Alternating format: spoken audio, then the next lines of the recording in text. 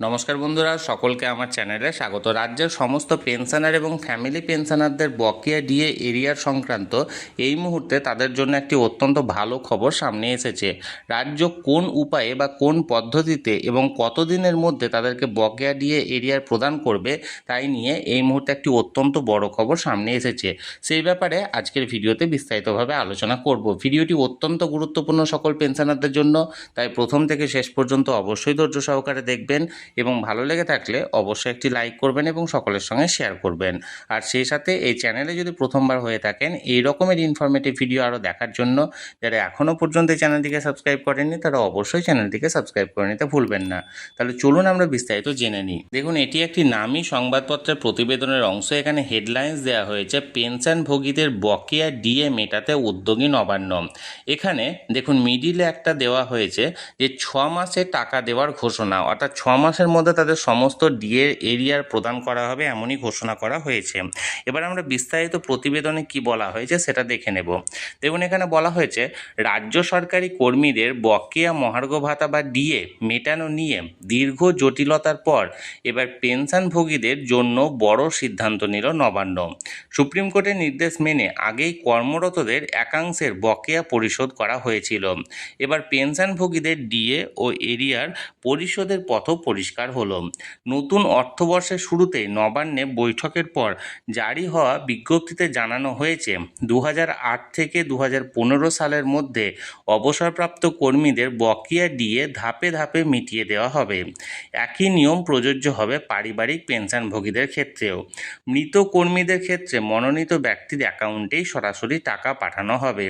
আবার সরকারের তরফে একটি বিশেষ হেল্পলাইন নাম্বার 03322535417 এবং ইমেল আইডি চালু করা হয়েছে, যেখানে দাবিদাররা সহায়তা পাবেন। সবচেয়ে গুরুত্বপূর্ণ বিষয় হলো এই বকেয়া অর্থ 180 দিনের মধ্যে, অর্থাৎ প্রায় 6 মাসের মধ্যে পরিশোধ করা হবে বলে জানানো হয়েছে। ফলে দীর্ঘদিন ধরে অপেক্ষায় থাকা পেনশনভোগীদের মধ্যে কিছুটা স্বস্তি ফিরেছে। এর আগে 2016 থেকে 2019 সাল পর্যন্ত কর্মরত সরকারি কর্মচারীদের বকেয়া ডিএ ইতিমধ্যে মিটিয়ে দিয়েছে রাজ্য সরকার। এরপর অনুদানপ্রাপ্ত শিক্ষা প্রতিষ্ঠান ও অন্যান্য বিভাগের কর্মী এবং পেনশনভোগীদের ডিএ ডিআর নিয়ে বিস্তারিত তথ্য সংগ্রহের কাজ শুরু হয়েছে। নবান্ন সূত্রে জানা গেছে বিভিন্ন দপ্তরকে দ্রুত তথ্য জমা দেওয়ার নির্দেশ দেওয়া হয়েছে কতজন কর্মী ও পেনশনভোগী এই সুবিধার আওতায় পড়বেন এবং তাদের প্রকৃত প্রাপ্য কত তা নির্ধারণের জন্য। সেই তথ্যের ভিত্তিতে পরবর্তী পদক্ষেপ নেওয়া হবে। বিজ্ঞপ্তিতে আরও বলা হয়েছে ট্রেজারি বা ব্যাংকের মাধ্যমে সরাসরি এই টাকা প্রদান করা হবে।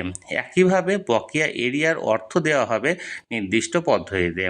দীর্ঘ আইনি লড়াইয়ের পর পেনশনভোগীদের ডিএ পাওয়ার পথ খুলে যাওয়ায় প্রশাসনিক স্তরে যেমন তৎপরতা বেড়েছে, তেমনি উপকৃত হওয়ার আশায় রয়েছেন হাজার হাজার অবসরপ্রাপ্ত কর্মচারী। তাহলে বন্ধুরা, এখানে পেনশনভোগীদের কোন কোন নিয়মে এই বকেয়া ডিএ এরিয়ার প্রদান করা হবে তা বিস্তারিতভাবে উল্লেখ করা হয়েছে। গত 1 এপ্রিল নবান্নে একটি বৈঠক করা হয়েছিল এবং সেই বৈঠকে সমস্ত তথ্য জানতে চাওয়া হয়েছে এবং সরকারি অন্যান্য ডিপার্টমেন্টে যে সমস্ত কর্মচারী আছেন এবং তার পাশাপাশি কত অবসরপ্রাপ্ত কর্মচারী আছে তারও সংখ্যা কিন্তু এখানে জানতে চাওয়া হয়েছে। এবং তাদের যদি কোনো সরকারি কর্মচারীর মৃত্যু ঘটে থাকে তাহলে তার যে নমিনি আছে তার অ্যাকাউন্টেই সরাসরি টাকা পাঠানো হবে এবং এর পাশাপাশি একটি হেল্পলাইন এবং একটি ইমেল আইডিও চালু করা হয়েছে এবং বকেয়ার সমস্ত অর্থ 180 দিন অর্থাৎ 6 মাসের মধ্যে পেমেন্ট করা হবে।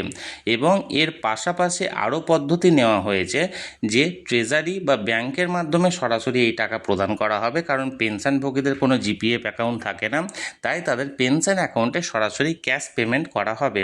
তাহলে বন্ধুরা, এখানে একটি নামী সংবাদপত্রের প্রতিবেদনে এই পেনশনভোগীদের বকেয়া ডিএ এরিয়ার মেটানো নিয়ে যে খবরটি এখানে প্রকাশিত হয়েছিল সেটি বিস্তারিত আমি আপনাদের সামনে তুলে ধরলাম।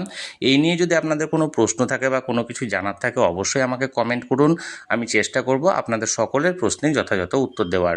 আর এই ভিডিওটি ভালো লেগে থাকলে অবশ্যই একটি লাইক করুন এবং সকলের সঙ্গে শেয়ার করুন। আর সেই সাথে এই চ্যানেলে যদি প্রথমবার হয়ে থাকেন এই রকমের ইনফরমেটিভ ভিডিও আরও দেখার জন্য যারা এখনও পর্যন্ত এই চ্যানেলটিকে সাবস্ক্রাইব করেননি তারা অবশ্যই চ্যানেলটিকে সাবস্ক্রাইব করে রাখুন।